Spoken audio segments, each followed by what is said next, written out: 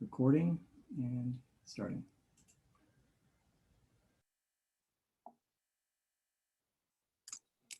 All right, so I can get going now, right?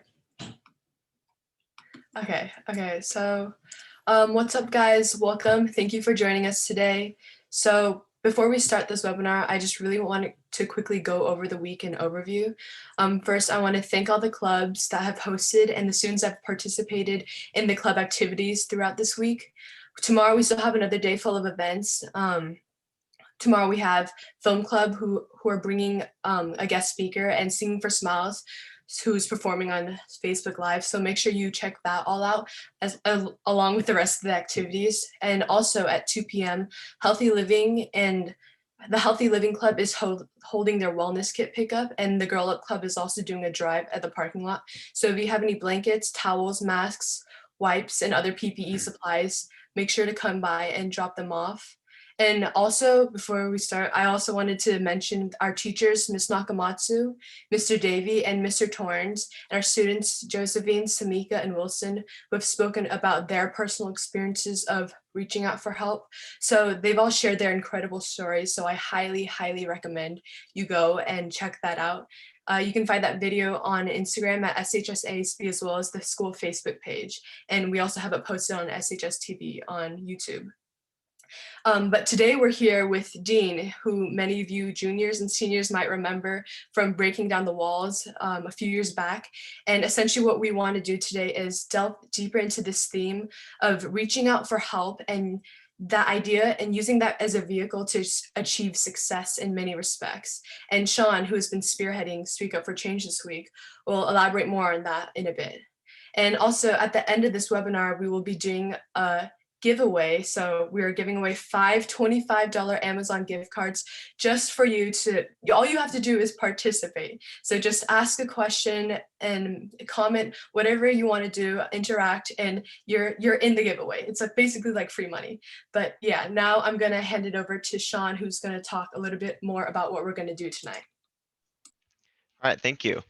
Dean Whellams not only came to Saratoga High School for Breaking Down the Walls a couple years ago, but is also a sought-after leadership and performance coach and assembly speaker who regularly works with teams and individuals to increase self-awareness, develop corporate culture, and improve team performance.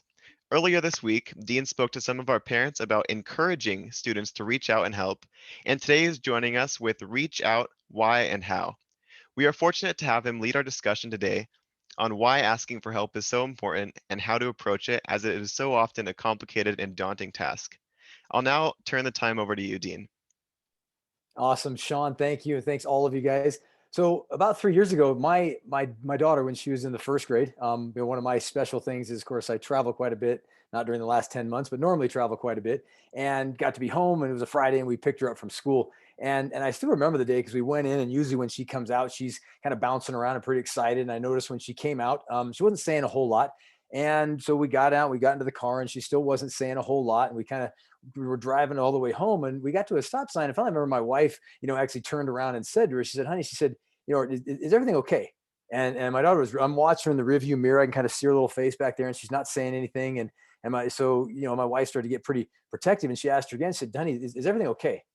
And Julia just was, all she said was, she said, "Well, Mommy, something happened today at recess." Now, I don't know about you guys, but my wife, I mean, she can be protective and loving and caring, but she can also be pretty intense at certain times. I'm curious, by a show of hands, how many of you have a parent that can be pretty intense sometimes? Yeah, we've seen that before. And so she spun around in the chair and like, "Julie, what happened?" Because of course I think she assumed that something like bad had happened. And she's like, "Johnny, what happened? What happened to recess? Did somebody say something? What happened?" And my daughter just kind of played it cool. She's like, No, Mommy." She said, "Nothing bad happened. There's just something happened out at recess."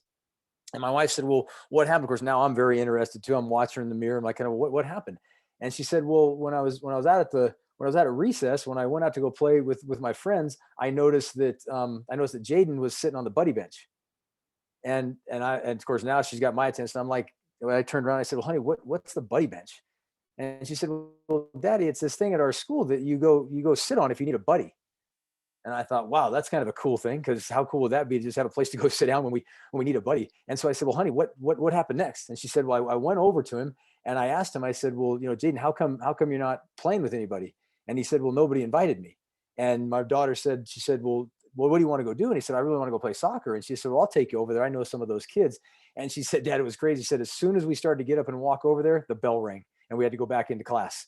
And we were really bummed out. So they went back in, and that was kind of the last I heard of the story. But let me take it a little bit further. When we got home that day, I remember that evening, my wife and I were making dinner and kind of getting things ready. My daughter kept, remember when you were like learning how to read and write and spell things? And my daughter kept running into the room and she'd be like, Daddy, how do you spell this word? How do you spell that word? And I'd give her the word. I didn't know what she was doing. And not 10 minutes later, she comes in and she's got this green piece of cardboard paper folded in half. And it's a little card that she has made for Jaden. And I open up the card, I look at the front of it, and it just simply says Jaden on there. And then you open up the card and it says, all it said three things in there. It said, you're really, really nice. It said, I will always be your friend. And then the third one, I don't know what this was about, but it said, and you have really, really cool hair. Never got to see the kid. I don't know what his hair looked like, but she thought he had cool hair. And then the next day at school, what happened was, so she packed that little thing in her backpack and took off and took it to school the next day. And we never really thought another thing about it. And the reason that I bring that up is that I want to really hit on something here, is that, some people have heard me tell that story before and they think it's about my daughter and it's this cool thing that she did, which she did a really, really cool thing. But I always like to back it up and be like, so who's the real hero of this story? And I want you to think about this for a minute, because the real hero is Jaden. And you're probably thinking, well, why is Jaden the hero? Because Jaden had the courage to go and ask for help. He was the one that went and sat on the buddy bench in the first place, which I think we can all agree that takes a tremendous amount of courage to reach out and actually say, hey, I could use a little bit of help right now. In fact, I was talking to Sean and to Cynthia about this before you guys jumped on the call, and I can't see you right now, but I'm guessing if I asked this question that pretty much all of your hands would go up. So the question I want to ask you is, I'd say raise your hand if, one of kind of your, like, I'd say goals in life is to be like kind of daring and courageous and brave. And, how many of you, and I know all of your hands would go up. And if I asked the next question, I said, how many of you, like, you really appreciate it when somebody asks you for help and you can help them? And I guarantee you, I got to be at your school, all of your hands would go up. But then if I asked this third question, I said, well, how many of you really enjoy asking for help and reaching out and having to ask for help? I promise you, not as many hands are actually going to go up. And so my hope for you tonight is to maybe literally reframe and re-look at how we even look at asking for help. What are some of the things that hold us back from asking for help and why that's so important? What I want you guys to be able to do is kind of like Jaden did in that story. He was able to self-diagnose. And what I mean by that, first of all, we got to know that we actually need help. Like he knew that he kind of needed some help and wasn't sure what to do, which is what he did. And there's also like different times or different things that we ask for help. It's one thing to ask our buddy to say, hey, can you give me a ride home? Or, hey, can I borrow $5 for lunch? That's one thing. It's another thing entirely when we ask for things that are kind of supporting us emotionally. That's a whole nother kind of help to ask for. And a lot of times that one can be a lot more challenging to ask those things. And, years of speaking with, as you heard Sean Salmon, I'm lucky enough to get to work with high school students, weren't lucky enough to come to a school like yours a couple of years ago. But over the years, I've started asking the students, so what are some of the reasons that we have a hard time asking for help? And I'm going to share a couple of them with you, but mostly just because you're probably going to be able to be like, oh yeah, that's one I can relate to, or that's one that I can understand. One that I commonly hear a lot there before is that, it won't help anything. I tried something like that before and it really won't do any good. Several years ago, I met a young man and he came to a program that my wife and I were putting on, and he was in high school, just like you guys. He was about to be a high school senior, and he was sharing, he'd had a really tragic event in his life, unfortunately, something really tragic in his family. And what he was sharing was, he said, well, because we were asking like, well, what did you do to deal with it? How'd you cope with it? What kind of those kind of things? And I'll never forget what he said. He looked at me and he said, well, I went to talk to a counselor, and he said, and these were his exact words. He said, it didn't work. And I remember asking him, I said, well, what do you mean it didn't work? And he started talking through it. And what I realized was that in his mind, going to a counselor meant it was going to like fix it and make it all go away. The pain, the hurt, the whatever. And that's not really what making it work is. And so, but oftentimes we think that it's not going to fix anything. And sometimes we got to be aware that some of these challenges or things that we deal with aren't just going to go away overnight, or may not go away, over a long period of time. Here's another one that I hear a lot of too, and some of you can probably relate to this one, is it almost makes us feel like we failed at something when we have to ask for help. What I do know is this, especially for like high achievers, like go-getters, which I guarantee all of you on this call, because you signed up for something like this, said, hey, I want to learn something else. Sometimes like asking for help can make us feel like we've failed at something. Here's another one that I hear a lot too. It sometimes feels like a loss of our dependence, having to rely on somebody, having to, reach out to somebody, which can be challenging as well. And another really common one too is this idea that it can make us feel somewhat, somewhat weak or somewhat inadequate. Several years ago, I was at a high school doing a program similar to what we did at your school, breaking down the walls. And I remember a young lady came in, and I'd been kind of watching her throughout the day. I'd kind of noticed, she was kind of interacting with people, but kind of holding back a little bit. And she always kind of had her hair kind of pulled down over her ears. And I didn't really notice that till later when she came over to talk to me, and she walked over to me, and you could tell she was kind of shy, and she kind of looked at me and she said, I'm not really sure. I don't even really know how to ask for help, and she pulled back her hair over one of her ears, and she had a hearing aid. And what she explained to me was, she said, I just got these like a couple of weeks ago. I've been dealing with hearing loss for a long time, and I finally had to get these, and I'm kind of embarrassed about having to show these things, and I don't really know. And she said, I'm with this group of people, and I want to have them. I want to be able to ask them for help, but I'm not sure how to ask for help. And I kind of stopped her for a second. Her name was Daisy. And I said, Daisy, I said, here's the thing you need to understand. You actually just asked for help. Like, you literally just coming over here to me it was you actually asking for help. But again, sometimes it can make us feel like weak or inadequate, or like we're not good enough at something. Another big one that comes up is this idea of when to ask for help and when to figure it out on our own, right? You guys are at this age now where you're like figuring out stuff and being dependent and that kind of thing, and trying to find that balance between the two. Like, okay, is this something I really need help on, or can I figure it out on my own? Or is this something I don't need help on? And so just kind of being aware of that, but there's no real clear guide on that. We just kind of got to figure that one out, but it can be challenging. The other one too, sometimes what makes us, we sometimes tend to compare ourselves to others. We've heard a lot about that, about comparing where we are to other people, which, can create us where we're all of a sudden we're thinking if we have to ask for help and other people didn't have to ask for help, it can make us feel less than. So all these kind of culminate in it. And another one there is this, we don't want to be disappointed in ourselves, right? Which is kind of a similar way to saying some of the other ones, but it's this idea that it's almost like it's a weakness to reach out and ask for help. And, that was kind of that idea. So let's go back to Jaden sitting on that bench there. He didn't see that as a weakness. He just needed help. And what I always stress to people too, this idea of asking for help, it's not as though you have to love it.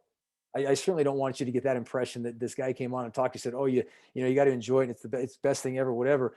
I think it's really important if you kind of look up here really quickly and I say, okay, if this is like loving asking for help and this is hating asking for help, all I'm saying is maybe find something in the middle where you say it's necessary.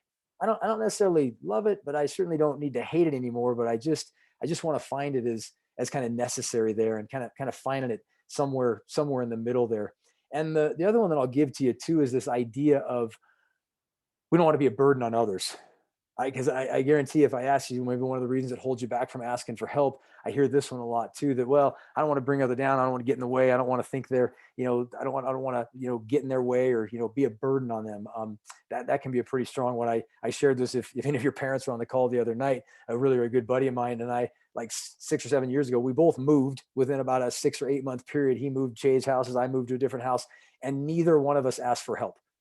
Neither one of us asked for help. And we were kind of laughing about it, saying, well, why didn't we do that? And the big answer was, we didn't want to be a burden to each other. We know both of our lives are busy, and, we didn't want to interfere with it. So it's got good intent, but it can kind of have some negative ramifications as well. Let's go back to this idea of asking for help and think about it this way. So there's some of the holdbacks, and I'm not saying that's the only 8 reasons. I just know that that's the common one. In fact, if I was with you guys in person, I'd probably ask you, hey, how many of you can relate to 1 or 2 of those on the screen?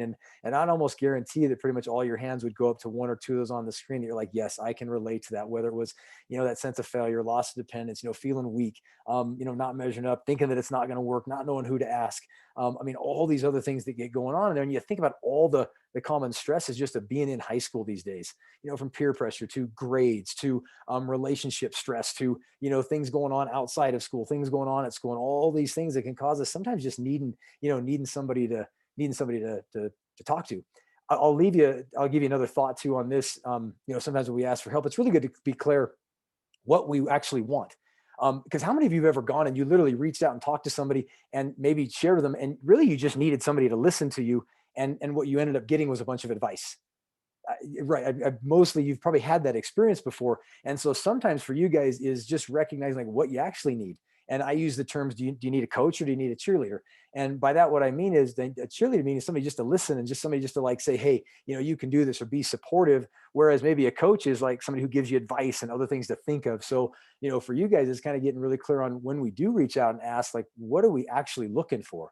What kind of help are we actually looking for? And, that can be a good one too with your parents too. Of, sometimes parents as meaning really well, good intention, they want to get in and get help and be involved. Sometimes it's saying to mom or dad saying, hey, I don't really need you to solve this for me. I just need to kind of talk this through and get it really, really clear in my head. That would help me a ton right now. A young man that I met at one of the programs I did, really, really good athlete. And we were talking about like reaching out and talking to people and asking for help. And he was sharing an experience. He was a really, really good athlete, really, really good student. And he said, like, after Friday night, after the football game, driving home, his dad, and with well intention, was like trying to coach him. And, he was being really hard on himself, and dad was trying to help him and coach him. And I remember asking him, I said, well, have you ever told your dad, maybe that's not the best approach at that point? And he never had.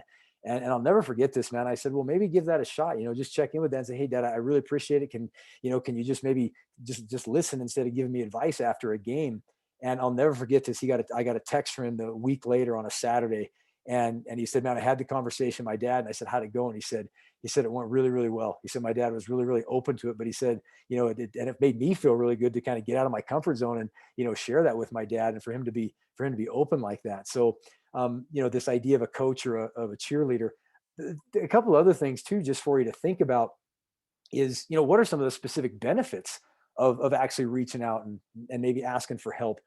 I always use this one, like I kind of mentioned earlier. It's like being outside of your comfort zone. It's a chance to stretch and grow, which again, I know that's part of the reason you're on a call like this. You're saying, hey, I want to get better. I want to grow. And so it's a chance to literally kind of practice that and step out of that comfort zone. Here's another really, really big one. We talk about courage, and I love that little phrase that says that, courage is really doing something in the face of the fear. It's not the lack of the fear, it's doing something anyways. Brene Brown says, being courageous is being brave and afraid at exactly the same time.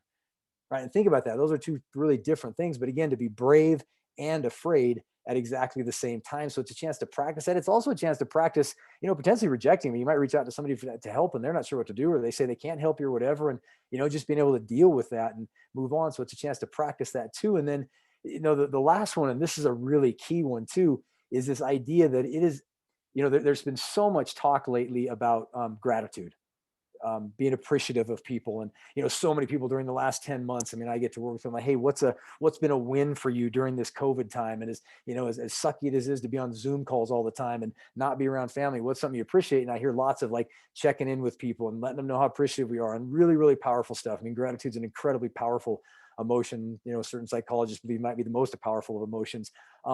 But I want you to think about something that you may have never thought about it this way before. When we reach out and ask for somebody for help, it is an insanely powerful demonstration of gratitude and trust. And you might be thinking, well, okay, gratitude of what? Well, if there's ever a way to let somebody you appreciate them, ask them for help. Because remember when I asked you guys earlier, how many of you appreciate when somebody comes and asks you for help, right? And if I came to you and I broke it down even further and I said, okay, why is it that you appreciate it that people ask you for help? I'd almost guarantee here's some of the answers that I would hear. Well, it makes me feel valued. It makes me feel like they trust me. It makes me feel like I can have an impact on them. It makes me feel like I'm being a really, really good friend to that person. It makes me feel like maybe I had some answers or some way that I could help them. So think about that. When we ask somebody for help, they immediately get to feel all of those things just by us asking, reaching out and asking somebody for help. And just to give you a really, really powerful example of this, I was talking about this at a school one time, and this, we were having this discussion. I said, okay, give me an example of that. Why does that make sense to you? And I'll never get, this girl raised her hand, and her name was Sarah. And I said, Sarah, what are you thinking right now? And she said this, she said, oh my God, you wouldn't believe what happened. She said, I was having a conversation with my best friend, and we were talking, and she was sharing some stuff with me. And I remember at the end of the conversation, her friend asked me, asked this girl, she asked me, she said, is there anything I can do for you? And I was like, no, I'm fine. And what had been happening, the girl, Sarah, she'd been gone through a tough time. She'd lost somebody in her family recently, but she hadn't really shared it with anybody. And her friend shared with her, she said, so let me get this straight. Like, you always want to be there for me. And of course, Sarah was like, yeah, absolutely. I want to be there for you. I want to be there to help. I mean, I'd be there I'd do anything for you. But she said, at the same time, when you're going through something tough, I didn't even know about it because you didn't ask me for help. And what her friend told her was, this was kind of one of those really honest moments that her friend told her something that she needed to hear but didn't really want to hear. She said, when you don't do that for me, you don't ask me for help, you don't let me in on what's going on, it basically robs me of those very same feelings that you get when I ask you for help. All those really good feelings of being appreciative, being a friend, being trusted, being grateful for it. And this girl Sarah, she's like, I never thought of it that way. I never in a million years thought that not reaching out for help was actually holding back from my friend, because I'd never want to do that. But that was kind of the impact that was happening. So again, she'd never really thought of it that way. So that's kind of what I want you guys thinking about, is like I said at the beginning, is so how can we take this idea of asking for help and maybe flip it around and just look at, and please know this, I'm not here to tell you what to think or how to think or any of those kind of things, but I always like to challenge students to think about how you think about what you're thinking, think about where that came from, because a lot of times these are things that came way, way, way back when we were little kids. We were talking about this on the call, and I see this in schools, right? I see this when, because I get to speak to all different ages. Years ago, I got to speak to a group of kindergartners one time, and I'll never forget this. I went in and I was like, all right, I need a volunteer. You know how many hands went up? All of them, all 30 of them, right? And they weren't just doing this hand. It was like both hands up. And they didn't even know what we were going to do, right? You talk about being out of their comfort zone. But if I go to speak to like third and fourth graders, and I'll be like, hey, who wants to volunteer? Who has a question? I'll get a lot of hands, but it's not as many hands. And then I'll get to older middle school. Like, you all remember middle school, right? Yeah. A lot of people, I'm like, describe middle school, and they give me one word, like awkward, right? It was like this weird, awkward time. And so I'll ask middle school kids for a volunteer, and you get very few hands. High school students, you guys are priceless. I'll ask you for a volunteer, and you're really good at like raising your hand and then pointing at your neighbor and be like, he wants to do it. Yes, we're good at volunteering somebody else to jump in and do it first. And parents are phenomenal, right? Adults, I'll be like, adults, hey, I need a volunteer. Anybody got a question? And they're like, cross their arms. No, we're not doing it. And where did it come from? Sometimes it comes from when we were little, or like asking a question at one time, or asking for something and getting made to feel like that wasn't a good thing to do. And all of a sudden we want to do it on our own.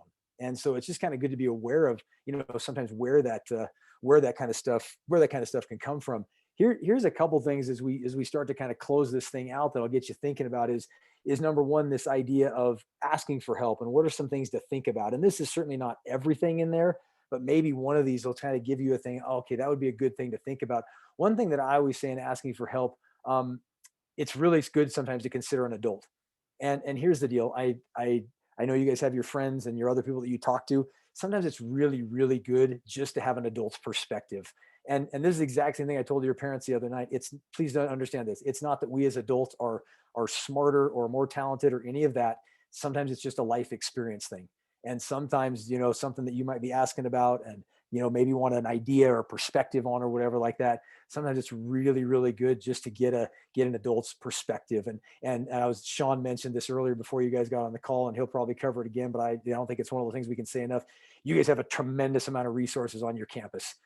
If there's anything we can remind you to do is like find those, and Sean will probably hit on some more of the specific ones, whether it's a counselor, whether it's literally just reaching out to an adult that's on the staff that you feel like it's somebody that you could trust or you could check in with or talk to, just having somebody like that. So just remember that's a really key part is having an adult that you can check in on a regular basis. And that kind of leads to another part of that too, is that sometimes it's good to talk to an adult that's not necessarily emotionally invested in the thing, because they not bring something to the situation. That's why sometimes like this stuff, you're like, well, it's hard to talk to my parents about it because they're, so sometimes it's going and talking to another adult. So, but having that adult perspective can be really, really valuable and both important. So I'm guessing Sean's going to hit on that a little bit later too.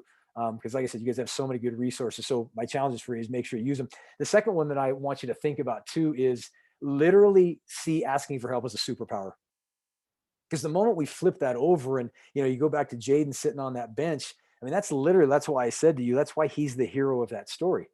Like if he doesn't have the courage to sit on that bench, think what there, not only is there no story there, but there's not a kid that gets to demonstrate that and show like, no, it's a really good thing to have. There's no reason to be embarrassed. There's no reason to feel inadequate or anything like that. I'm just asking for help, because the reality is this, we're all going to run into times where we need help, or we need somebody else, or we need somebody to kind of come in with us. That's why I've got this little thing on my phone that says better together, which we are literally, I believe, when we kind of help each other out. Because just like I said, when you ask somebody for help, it makes them feel good. When they're going to ask you for help, it builds trust. And it's also a piece of vulnerability as well, which leads to more connection. And finally, I'll close with this. It's this idea of do it regularly. Like, let me give you an example, right? We all brush our teeth a couple times a day. Why do we do that? So to make sure we don't have cavities, right? But we do it on a regular basis. And then maybe every 6 months we go to the dentist and we get them really, really cleaned up. Fine. Same thing for going to a doctor, go get a checkup about once a year. But it's the same thing for this asking for help. Because if we don't practice this habit on a regular basis on maybe asking for some of the smaller stuff, it's never going to be that much easier when maybe we got to ask for help on something big that we're really, really dealing with. I use this analogy with your parents the other night too. I always say, when it comes to asking for help, do not wait until the house is on fire, because that's how a lot of people treat it, right? They wait and they know they should ask, they know they should ask, they know they should ask, and they're not really sure why, not sure where to do. And then all of a sudden it is a big catastrophe, and then they're not really sure what direction to go. So, I wanted you to be thinking about that little piece of saying, hey, just kind of, how do I practice this on a regular basis? Asking for little things, asking for, maybe a time when I need help or somebody to talk to or somebody to reach out to, and just kind of practicing that on a daily basis. And then finally, I'll just kind of leave you with this. It's just something, a little quote that I wrote up here. I don't know where I heard it. I saw it on social media, but it's just kind of that reminder that it's okay to not be okay. Because what I know is this: we kind of live in this place where we want it to look good and to be on top, and kind of putting out this kind of, I call it the highlight reel, and just recognizing that it's at times it's okay to not be okay, and to reach out and ask for help.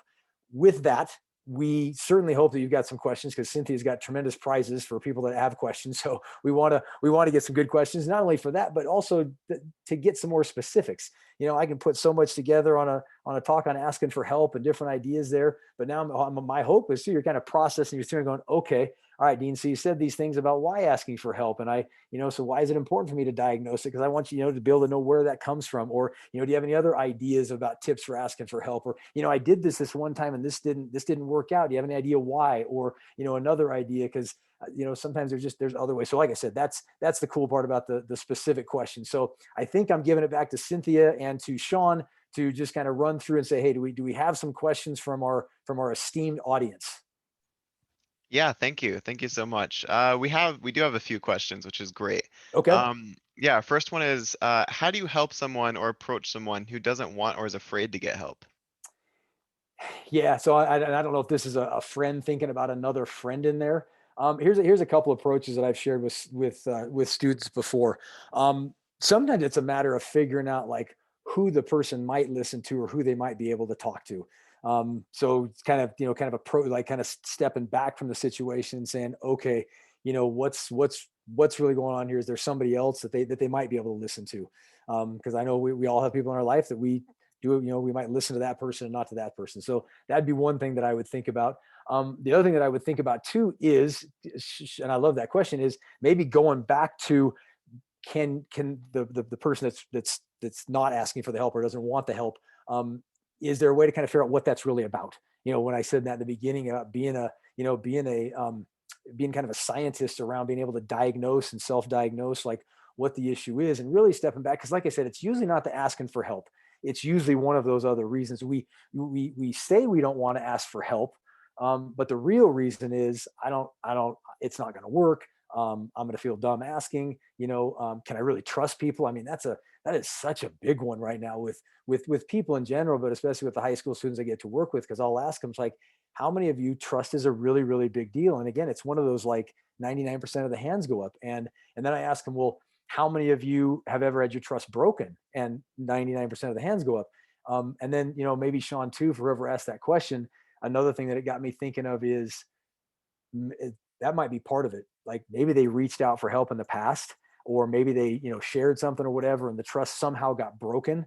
And so now that person's having a really, really hard time doing that. So, maybe being able to kind of diagnose or trying to figure out what really is what's the real reason behind why the person is having a hard time asking for help. So hopefully that gives whoever asked that question a couple things to, a couple other ways to think about it. And then I guess one last thing too is continuing to be supportive in any way the person can.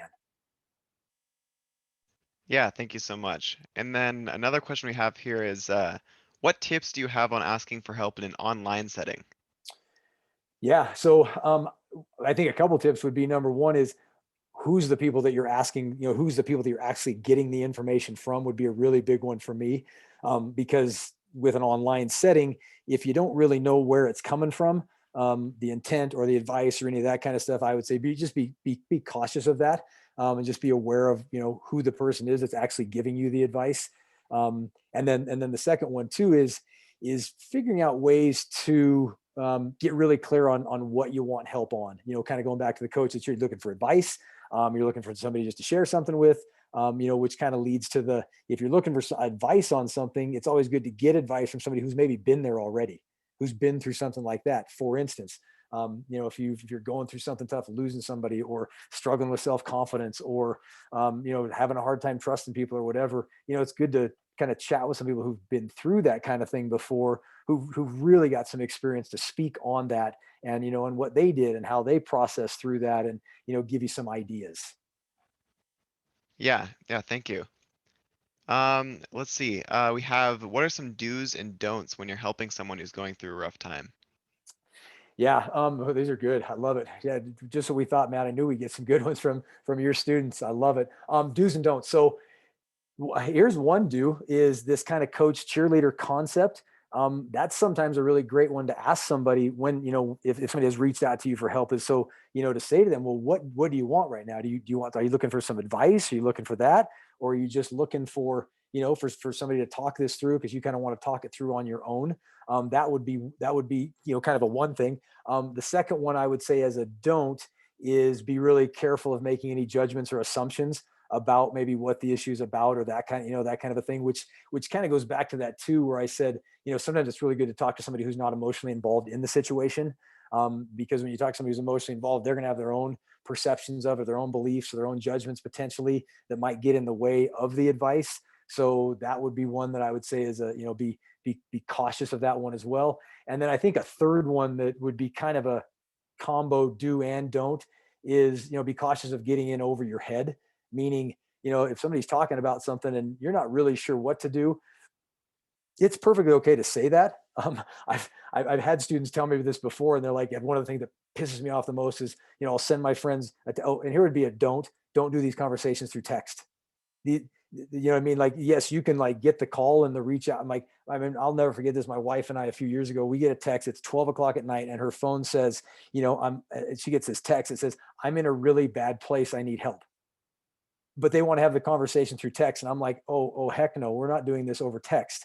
We need to get somebody on the phone so we can hear them and talk to them. So that would be a thing about how the conversation, especially on something of a pretty potentially of a serious nature. But even then, like I said, so many things get misconstrued and misperceived and miscommunicated through text. So I would avoid that one. But back to that thing too of like, if it feels like it's over your head, or it's more than you can deal with, to ask them to maybe get somebody else involved in there. So there's a couple kind of do's and don'ts, and kind of a combination. Yeah, thank you. I think it's good to, even if you're helping somebody out, to ask for help yourself along that path. Yeah, absolutely. Because all of a sudden, and it goes to that piece too. I love that you said that. It goes back to that piece of, back to the texting thing. I've talked to students before, and the thing that drives me crazy is I'll send a text to somebody like wanting to talk to them or whatever, or sharing something with them, and then I'll get a response back that's K. And they're like, that drives me crazy. But a lot of times it's just the other person doesn't know what to do. Same question. I asked this question while I'm like, how many of you ever had somebody share something with you and you literally just didn't know what to do with it? You weren't sure what to say. You wanted to fix it, right? When we want to make it better, we want to fix it. And yet sometimes the best thing that we can say in those situations, Sean, is, wow, like, I'm not even sure what to say right in this moment or what to do. I just wanted to say thank you so much for having the courage to ask me for help, or to share that thing. And you know what I mean? But sometimes we just don't know exactly what to do in that moment. Or sometimes there just isn't anything we can do as much as we want to help, when somebody's sad or going through a tough time, or, their confidence is down and we want to do something for them, but sometimes there's just nothing we can do other than just be there to listen for them and support them. Yes, this next question is kind of more direct to you. It's Okay. has there ever been a time where you wish you had asked for help but were embarrassed? Oh, that's right. I love it. Yes. So let me just think of a specific time to, whoever asked that, I will tell you, just for me personally, yes, I am 100% do stuff on my own. I don't need help. That's that's kind of the philosophy that I come from. So let's see here. I can remember one time with my wife one time, I was really frustrated, irritated about something. And just, I'm a like, go out and process it through on my own, and kind of learned that same lesson. Cause I, talking it through or asking for help on it made me feel stupid. I was irritated about something, and what it was, I'll be, completely transparent with you guys. One of my best friends, this is 16 years ago now, told me that the last second wasn't going to make it to my wedding.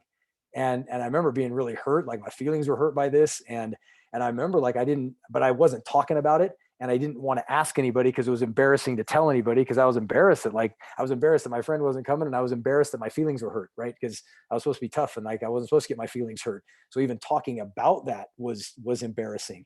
And I remember it was similar to the example I gave you guys earlier. My wife saying, "Hey man, like you want to be there to help people, but you don't let anybody help you." And it was kind of like I call those like the life 2x4 moments where, sometimes life comes along and nudges you and says you should pay attention. And sometimes it hits you right smack in between the eyes with a 2x4. This was one of those like 2x4 moments where I was like, dang, like, yeah, I got to get better at this thing. So yeah, I was embarrassed for it because, like I said, because of what was going on, embarrassed that I was embarrassed, which is kind of a weird thing to say, but kind of a combination thing there too. So yeah, it felt super, super awkward. I mean, I had these things over there that I was hitting. I was like, yeah, I could name 2 or 3 of those for me that were tough. The flip side of that is, what I will tell you is, after having that conversation, and I mean, I was emotional about it, and it was also what it was done. It was also one of the best feelings in the world to finally process that through and to kind of let that weight off my shoulders. Cause I think that's the other thing that happens when we do finally ask, or we finally let somebody in, or we finally share something. A lot of times I'll ask people, how do you feel? And they're like, man, it's like a weight's off my shoulders. I can breathe again. My stress level has gone down. And so, yeah, so, that's why they say it's one of the most healthy coping mechanisms is to, go and share and ask for help and talk to somebody else. So great question, whoever asked that. Yeah, and thank you for sharing as well. Let's see, why do my friends look so comfortable asking for help, but I'm always afraid to ask? Why do they look well? Not knowing who the friends are, what you're seeing there. If I had to guess at one thing, they probably practice it on kind of a regular basis. And then number 2, if I were to kind of sum this all up, going back to the little message I said about how seeing it as a superpower. And so whoever asked that question, that's what I'd do for you, or what I would challenge you to do, or kind of maybe have you think about is what's really behind that. You know what I mean? Like, because that can be a really key thing to figure out there, is to do the diagnosis. So why? And it's not an easy one to come to, because that takes some kind of reflection and digging in. Well, is it, I'm embarrassed to ask them. I don't want to be a burden. I don't want them to think less of me. I don't want to think that I'm not measuring up, that they think I'm weak or whatever. Because once you can get to that level, that's kind of your own self-diagnosis about, because then the question becomes, so what do I do next? And be like, well, depending on what you just came to there, if the fears of being embarrassed, then I'd say, well, if the people you're worried about, or you're thinking about asking them if they're going to embarrass you or think less of you, then my first question would be, are those really the people you want to hang out with in the first place? Which, but then the person would probably say, well, no, they would never do that. And I'm like, okay, so it's more of an internal thing that the person asking for help is worried about. So, and whoever asked that question, here'd be my piece of advice for you. Go ask one of them. Like, literally, if you're telling me you've got 3 or 4 friends that seem to be pretty comfortable asking for help and you're struggling with it, what a great conversation to have with them. Like, literally, just because that's kind of a way of asking for help, is to go up to one of your friends and say, hey, I've noticed that you do a really, really good job of, when you get stuck on something or asking, how do you do it? You know what I mean? And what a cool conversation to have, because that person would go, man, I never thought about it that way, but here's how I think about it. And but be able to kind of ask people who you see, kind of back to when I said the thing about, like, talking to an adult or whatever, but when you see people doing something that you want to get better at, go and kind of pick their brain for how they got good at that, or how they approach it, or what they think about, or, what their process is. So that'd be something I'd recommend for that person, whoever asked that, kind of moving forward, is, yeah, go talk to those people. And the cool thing is, what a cool message to send to your friends. I trust you enough to come and ask you a really tough question. I think enough of you as a human being that I want your advice. Right. And I mean, think about that. Anybody on this call, when somebody comes in and goes, man, I want your advice on something, we feel pretty cool when somebody asks us that. At least I do. I know when people come and ask me for advice, I'm like, yeah, that makes me feel good that they think I have something to add of value there. So hopefully that helps out whoever asked that one. Yeah, and I think it kind of ties to the next question of how it's sometimes easier to ask a friend, but how do you ask for help if the person you're asking is intimidating? Ooh, that's a good one. So yeah, I'm thinking there that might be a person. I think what I would tell that person is almost every time when you go ask somebody, they're going to be open to it. You know what I mean? And so what alls I would say in there is, and here'd be another piece is tell them that. You know what I mean? Like literally like, man, I was really nervous to come and ask you this, because, I don't know you that well yet, or you just, whatever, I think you might be too busy, or I'm just, intimidated in general. Cause it's almost like, boy, when we can let down that front and take off the mask and be like, I'm really nervous just even coming and asking you this right now.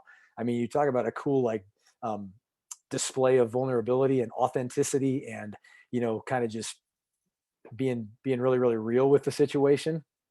And then I guess as one other one on that one, if that one didn't work, I'd go back to is there somebody that can help you, do like get support in doing something like that. If you're like, I want to go talk to this person, I'm really afraid to ask them, get a support partner on that one with you. And, one of a friend or something, or somebody that can just kind of get you through because I get it, it can be awkward to just walk up to somebody like I said, especially, if it's somebody that's intimidating or you don't know that well, or, just for whatever reason. But my experience is, I know this is not an absolute or some kind of a global statement, but most people, and I'm also thinking whoever asked that question, they're a good judge of people, right? They're a good judge of character, whoever asked that. So most of the time, somebody that you would be thinking to ask for help, most of the time they're going to be, somewhat flattered and somewhat, flattered that you thought enough of them to ask them for help. Yeah, thank you. And so I think we're almost running out of time, but I think we'll ask one more question that, Okay. like if you are kind of one of those people who might seem a little intimidating, how can you listen to someone telling you a problem they have without sounding dismissive or condescending? Ooh, that's a really good one too. Matt, your students are crushing it on these questions. These are fantastic. So say the question one more time. Say it one more time, Sean? Yeah, so how can you listen to someone telling you about a problem they have without sounding dismissive or condescending? Good. I would give one simple like platform or kind of foundational piece there is you have to have a really high level of caring about the thing. You know what I mean? Like that because if you really genuinely care about helping them out, that's kind of the foundational piece. And then I'd say the second thing would be is there's a Stephen Covey wrote the 7 Habits of Highly Successful People, and he's got this little catchphrase in there. I see you guys smiling. You talk about that in leadership class, Matt. Awesome. So you probably heard the little phrase, right? Seek first to understand and then be understood. I love that concept. And so, Sean, what I would tell whoever asked that is go into like deep science mode, meaning, and you're just asking good questions. Tell me more about that. And you know what I mean? All of a sudden now you're not being that intimidating person or coming across as like condescending, just saying, hey, I want to understand this at a really, really deep level.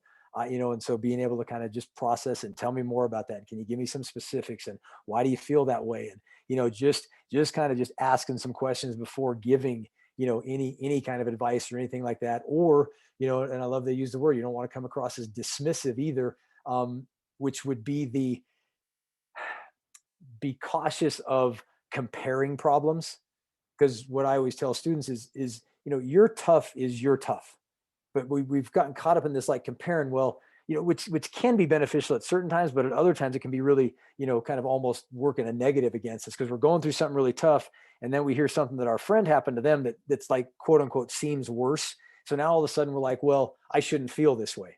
I shouldn't be feeling bad because my friend's going through something worse.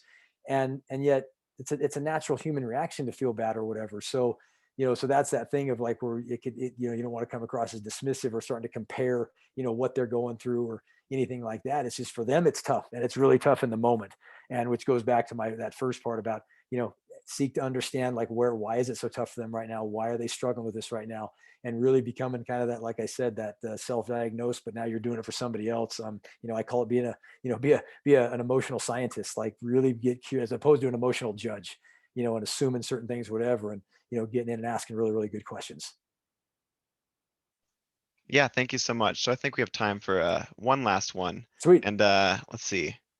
We have a few questions, but we just don't have all of the time in the world. So let's see. Well, fire them at me. I'm ready to answer them. So yeah, let's Yeah, see if you okay. got some on there. Let's do them. People say there are no stupid questions, but sometimes when I ask, people either laugh or look at me like I'm an idiot. How do I get past that? Here would be my kind of coaching advice for whoever asked that question. What I would say is, and this is way easier to say than to actually do. First of all, whoever asked that question, I acknowledge you for asking questions, because really when you go back to the thing at the very beginning, to literally see that as a superpower. And number two is, I mean, and again, I hate to use like a cliche quote, but it really, them reacting that way says nothing about you. It says everything about them. Who knows what their own insecurities are, or their own thing is, or whatever that is. But I hope whoever asked that question, I'm like, if I could give you any advice, keep asking. Like literally, keep being comfortable asking questions, and and maybe kind of realizing that, hey, I gotta, this is my own chance to practice confidence, and practice being resilient, and practice being able to bounce back, and practice being able to deal with that. And what am I learning by asking these questions, beyond the question that I ask itself? But how is just being somebody who's constantly inquisitive and wanting to learn more, and all those kind of things. Because I know Mr. Torrens and myself, as the adults on this call, we'd tell you, when we step back and look at successful people, that's one of the things they do. They are very inquisitive, and they always want to learn more. So whoever that is, like I said, man, I'd be pulling confidence out of that, and looking at how confidence and courageous that takes to ask questions, and keep doing it. Yeah, thank you so much. Yeah, let's see. So I think we talked a lot about tonight, just about asking like friends and parents and teachers. But I just wanted to address that we also have these resources that are available to us on campus, like the Cassie, for if you're going through like mental struggles and things like that. And we have I believe we have like a tutoring center and service through the school.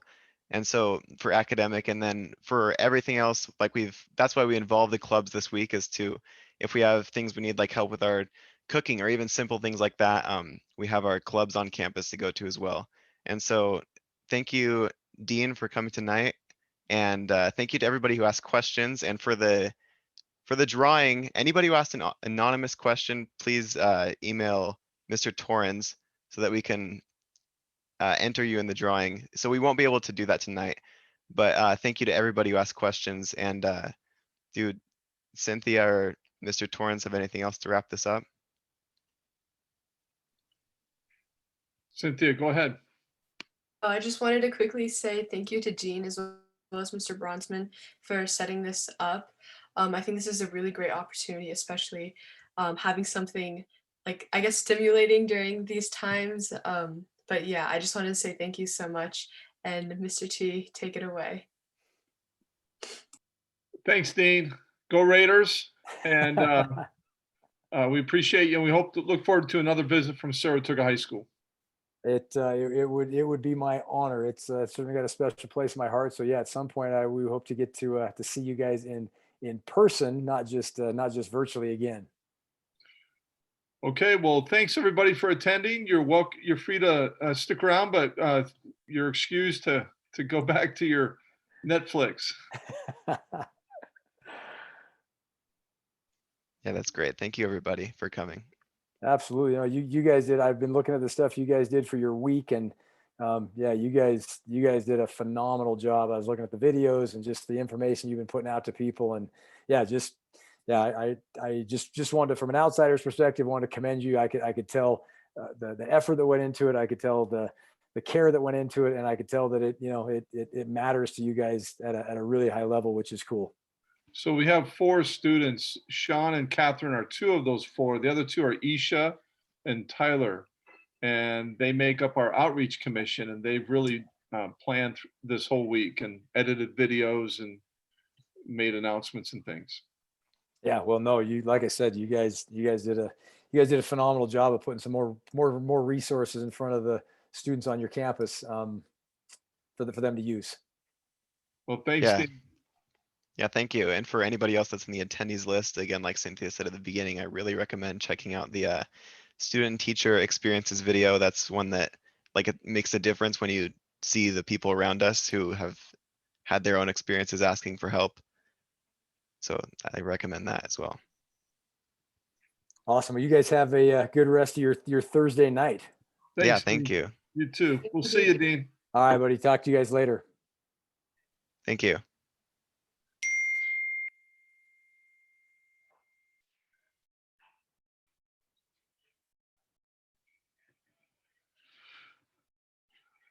Well, All right. So I guess, are we good to, yeah. is that all? Okay. Ben? Yeah, you guys, Ben, can you hear us? Yes. So we could stop the recording and